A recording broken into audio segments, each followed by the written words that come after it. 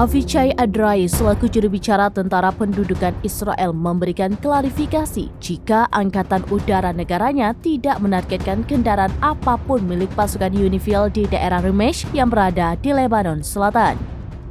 Bantahan ini bertolak belakang dengan laporan Reuters mengutip sumber keamanan yang mengatakan jika serangan Israel menargetkan sebuah mobil yang membawa pengamat Unifil di luar kota perbatasan Remesh di Lebanon Selatan pada Sabtu 30 Maret 2024. Media lokal pada Sabtu 30 Maret 2024 melaporkan serangan itu dilakukan pesawat tanpa awak Israel. Disebutkan target serangan menyasar satu di antara konvoi kendaraan pasukan penjaga perdamaian PBB Unifil di wilayah Remesh, selatan Lebanon.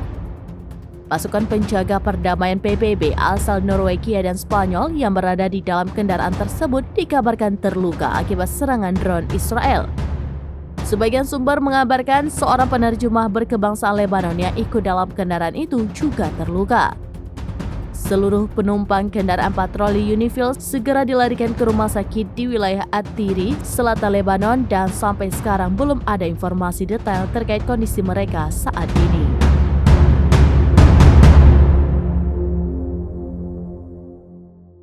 Download Tribun X sekarang, menghadirkan lokal menjadi Indonesia.